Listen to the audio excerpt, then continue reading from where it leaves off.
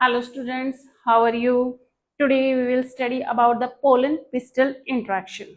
बच्चों हमने देखा था कि पॉलिनेशन हो रहा है। पॉलिनेशन का मतलब कि एंथर से पोलन ग्रेन्स कहाँ आ रहे हैं, स्टिग्मा पे आ रहे हैं। अब इसका मतलब ये नहीं है कि पॉलिनेशन है तो फर्टिलाइजेशन हो जाएगा। जो भी पोलन ग्रेन्स स्टिग्मा तक आ रहे हैं वो पहचानेंगे। अब स्टिग्मा या पिस्टल का काम है कि वो पोलन ग्रेन्स को पहचाने कि वो सेम स्पीशीज का है या नहीं। ठीक है, सेम स्पीशीज में भी हमने देखा था कि सेल्फ कॉम्पैक्टेबिलिटी पाई जाती है, तो वो उसको भी चेक करेगा कि ये मेरे लिए कॉम्पैटिबल है या नहीं। मतलब रिकॉग्नाइज, पोलन ग्रेन को रिकॉग्नाइज करने का, ठीक है, कॉम्पैटिबल है या नहीं, कॉम्पैटिबिलिटी चेक करने का ये सारा काम, ठीक है, किसका है, पिस्टल का है। ठीक है, इनके बीच में ऐसे मान लो एक दूसरे क्या हो रहा है, इंट्रैक्शन हो रहा है। केमिकल, इनके अंदर जो केमिकल कंपोनेंट्स है उनके बेसिस पर इंट्रैक्शन होगा। ठीक है, और अगर वो कॉम्पैटिबल है, ठीक है, तो जो पोलन ग्रेन है वो जर्मिनेट करेगी। ठीक है, पोलन ग्रेन हमें पता है इसमें बाहर वाली क्या होती है, एक्साइन, और अंदर वाली होती है इंटाइन। ठीक है,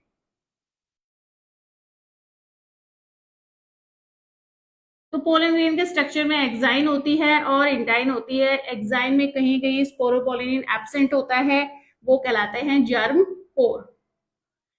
तो जब ये पहचान रहा है कि हाँ ये मेरे लिए कॉम्पैक्टेबल है, मेरी ही स्पीशीज का है और मैं आगे इसको जर्मिनेट होने दूंगा। ठीक है, तो पिस्टल के और पोलन के बीच में ये सारी बातचीतें हो रही है, इसलिए इसको बोला जाता है पोलन पिस्टल इंट्रैक्शन।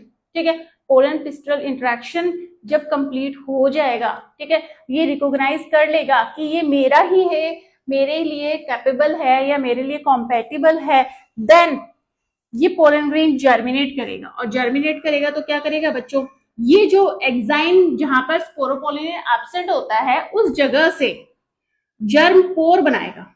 ठीक है, इस तरीके से जर्म पोर जैसा स्ट्रक्चर जो होगा, जर्म पोर जो बनी हुई होती है वहां से पोलन ट्यूब बनाएगा, ट्यूब जैसा स्ट्रक्चर निकल के आएगा। ओके, और ये जो ट्यूब जैसा स्ट्रक्चर है ये अपने स्टाइल से होता हुआ कहाँ पहुंच जाएगा, ओवरी में पहुंचेगा। ठीक है, इसको हम, ये मैंने पिस्टल बनाया है। ठीक है, पिस्टल में स्टिग्मा, स्टाइल, ओवरी और सेंटर में है ओव्यूल। ओव्यूल के अंदर बनाया हमने एम्ब्रियो सैक। ये हमने देखा कि बच्चों जो पोलन ग्रेन्स हैं, ठीक है, वो जर्मिनेट कर गई हैं और जर्मिनेट करने के बाद जर्म पोर से वो पोलन ट्यूब को निकाल रही हैं या एक्सटेंड करती हुई। अब ऐसे जरूरी नहीं है कि एक ही पोलन ग्रेन जर्मिनेट करेगा, बहुत सारे पोलन ग्रेन जर्मिनेट करते हैं और बहुत सारी पोलन ट्यूब्स आती हैं। ठीक है, अब हमने ये केस देखा था कि बच्चों जब हमने पोलन ग्रेन्स के बारे में पढ़ा था कि 60% एंजियोस्पर्म्स में तो टू सेल स्टेज में पोलन ग्रेन्स शेड ऑफ हो जाते हैं। भाई एंथर का लाइसेंस होता है, एंथर फट जाता है और पोलन ग्रेन्स रिलीज होते हैं टू सेल स्टेज में। ठीक है, दो सेल होते हैं, जो बड़ा वाला होता है वो वेजिटेटिव सेल होता है और जो छोटा वाला होता है वो जनरेटिव सेल है। ठीक है, टू सेल स्टेज है। ठीक है, वेजिटेटिव सेल जिसका काम है न्यूट्रिशन देना, पोषण देने का, और दूसरा जनरेटिव सेल, जनरेट करने का काम है। अब बाकी 40% में क्या होता है, थ्री सेल स्टेज होती है। इससे आपको दिखेगा नहीं शायद, 40% में थ्री सेल स्टेज होती है। थ्री सेल स्टेज का मतलब क्या होगा बच्चों, एक तो होगा वेजिटेटिव सेल, वेजिटेटिव सेल, और जो जनरेटिव सेल है वो क्या बना के रख लेता है, टू मेल गैमेट्स, दो मेल गैमेट्स। तो इसने अपना काम पहले ही कर लिया, इस पोलन ग्रेन ने अपना काम पहले ही कर लिया और ये थ्री सेल स्टेज में शेड ऑफ हुई। ठीक है, थ्री सेल स्टेज में ये यहाँ पे पहुंची। पर बच्चों जो 60% है जिसमें दो सेल ही हैं, एक वेजिटेटिव है एक जनरेटिव है। अब जैसे जैसे ये पोलन ट्यूब बढ़ रही है तो पोलन ट्यूब के साइटोप्लाज्म के अंदर ही, यानी पिस्टल के अंदर ही ये जनरेटिव सेल डिवाइड करेगा और दो मेल गैमेट बनाएंगे, दो मेल गैमेट्स बनाएंगे, ये काम होगा। तो ये ध्यान रखना है कि जो जनरेटिव सेल है वो डिवाइड करके, और कौन सा डिवीजन लग रहा है, एक सेल से सिंपल 2 सेल बन रही है, सिंपल माइटोसिस लग रहा है, ठीक है। 2 हैप्लॉइड क्या बन जाएंगे, मेल गैमीट। क्यों, पोलन ग्रेन है वो ऑलरेडी गैमीटोफाइट है, हैप्लॉइड है, ओके। तो देन पोलन ट्यूब जर्मिनेट करती जा रही है और इसके अंदर हमारे पास क्या हो गए, 2 तो मेल गैमीट हो गए और वेजिटेटिव सेल है। वेजिटेटिव सेल का काम है न्यूट्रिशन देना फॉर डेवलपिंग पोलन ट्यूब। और हम देखते हैं कि बच्चों ये पोलन ट्यूब कहां पहुंच जाती है, ओव्यूल के अंदर पहुंचकर माइक्रोपाइल से एंटर करते हुए ये एम्ब्रियो सैक के पास जाना चाहती है। अब एम्ब्रियो सैक के पास जाने के लिए बच्चों इसको गाइड कौन करेगा, ठीक है। जैसे शादी वगैरह है तो बारात का स्वागत करने के लिए स्वागतकर्ता होते हैं, वैसे ही यहाँ पर पोलन ट्यूब का स्वागत करने के लिए फिलीफॉर्म एपरेटस, यहाँ पर क्या है बच्चों, फिलीफॉर्म एपरेटस, ठीक है। फाइबर लाइक स्ट्रक्चर होते हैं, इनको बोला जाता है फिलीफॉर्म एपरेटस। इसका काम है गाइड करने का, ठीक है। ये पोलन ट्यूब को गाइड करता है कि आप इस रास्ते से एम्ब्रियो सैक में एंटर करके यहाँ सिनर्जिट में पहुंचो, ठीक है। एम्ब्रियो सैक को एक बार वापस हम देख लेते हैं बच्चों। एम्ब्रियो सैक को हम बोलते हैं फीमेल गैमेटोफाइट। क्यों बच्चों, ये पूरा का पूरा स्ट्रक्चर कैसा है, हैप्लॉइड है, ठीक है। जो माइक्रोपाइल एंड होता है वहां पर माइक्रोपाइल एंड टॉप होता है वैसे, और हम इन्वर्टेड बना रहे हैं इसलिए माइक्रोपाइल एंड में होता है हमारा एग, ओके।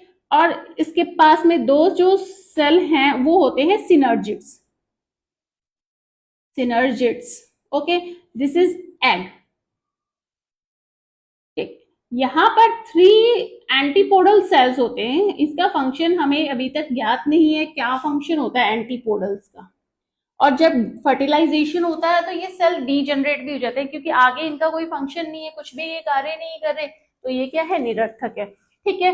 और सेंटर के अंदर जो 2 पोलर न्यूक्लियाई होते हैं बच्चों, ठीक है, सेंटर में क्या है, 2 पोलर न्यूक्लियाई हैं, दोनों फ्रेंड हैं, दोनों साथ में रह रहे हैं, पोलर न्यूक्लियाई, 2 न्यूक्लियस है इसलिए मैंने बोला न्यूक्लियाई, ओके।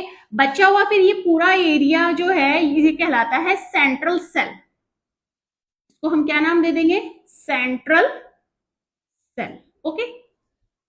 ये सब सेल जितने भी मैंने 7 सेल बनाए, 3 antipodals and 3 cells here and this one, all are haploid, सभी हैप्लॉइड सेल हैं, ठीक है। ये चीज आपने ध्यान रखनी है कि सभी सेल हैं वो कैसे हैं, हैप्लॉइड सेल हैं। क्या हुआ, ओके, ठीक है। तो ये हमारा एम्ब्रियो सैक का हमने स्ट्रक्चर देख लिया। अब बच्चों सिनर्जिट्स के नीचे की तरफ यहाँ पे पाए जाते हैं फाइबर लाइक स्ट्रक्चर, जिसको हम बोलते हैं फिलीफॉर्म एपरेटस। ये filiform apparatus guide the pollen tube to enter from this route this pathway to the embryo sac, okay. यहां से फिलीफॉर्म एपरेटस से होते हुए पोलन ट्यूब कहाँ एंटर करेगी, सिनर्जिट्स में एंटर करेगी, और सिनर्जिट्स में एंटर करके सिनर्जिट को ये तोड़ देती है, ठीक है।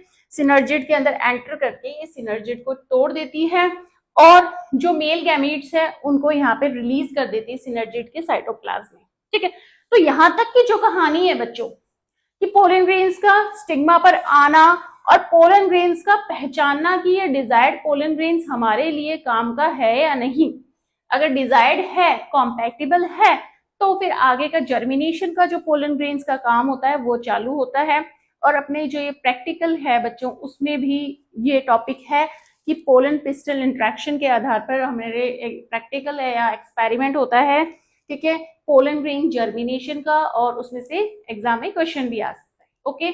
I hope you understand this topic and from here we continue about the fertilization, okay, thank you।